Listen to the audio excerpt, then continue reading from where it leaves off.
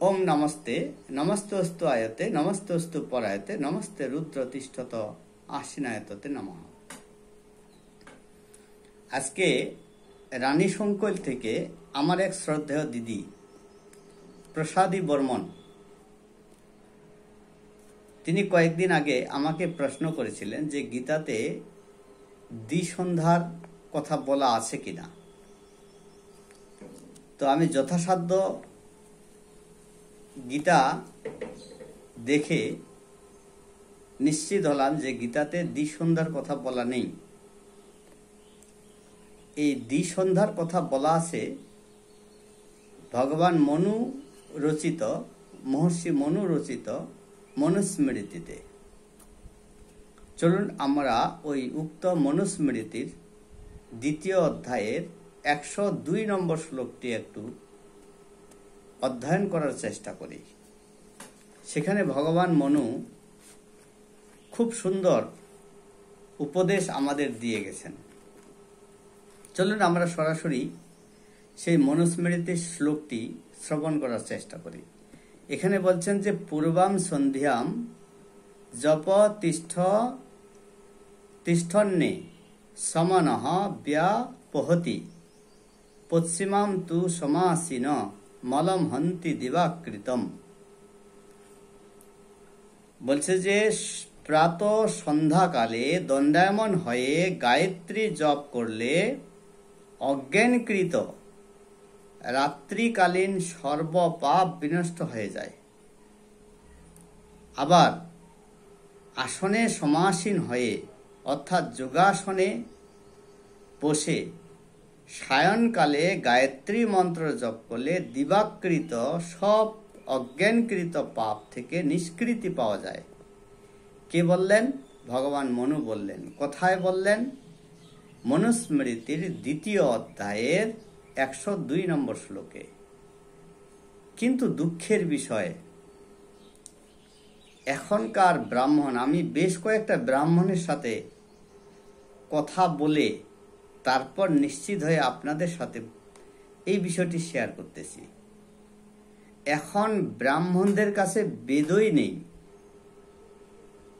যদি জিজ্ঞাসা করা হয় যে আপনি তো ব্রাহ্মণ, আপনার কাছে কি বেদ আছে, ডিরেক্টলি ব্রাহ্মণরাই বলে যে এখন বেদ চলে না, এখন বেদ অচল। তাহলে দেখুন কত বড় অনুতাপের বিষয়। অথচ ভগবান মনু এখানে বললেন যে সায়নকালে অথবা প্রাতকালে দ্বিসন্ধ্যায় যদি গায়ত্রী মন্ত্রাদি পাঠ করা হয় তাহলে উভয়কালীন যে অজ্ঞানজনিত পাপ হয়ে থাকে সেই পাপ থেকে আমরা নিষ্কৃতি পাব।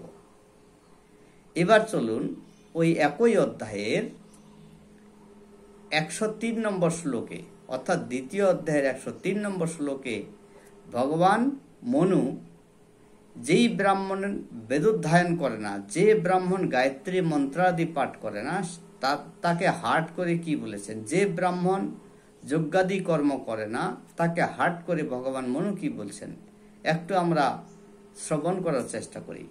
সেখানে বলছেন ন তিষ্ঠতি তু ইহ পূর্বম নপস্তে ইয়শ্চ পশ্চিমাম সশূদ্রবৎ বহিষ্কার্য সর্বস্মাৎ দ্বিজ কর্মণঃ।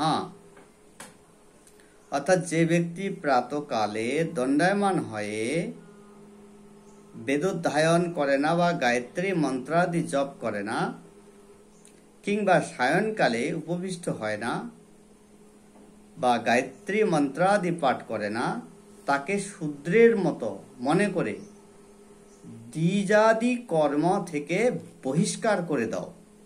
অর্থাৎ আপনি আপনার গৃহে আপনি যে বর্ণ প্রাপ্ত হয়েছেন, দীক্ষার মাধ্যমে দ্বিজত্ব প্রাপ্ত করেছেন, আপনি যে কর্মগুলো করেন, ব্রাহ্মণের দ্বারা কর্মগুলো করেন, সেই কর্মগুলো থেকে আপনার গৃহ থেকে তাকে বহিষ্কার করে দাও।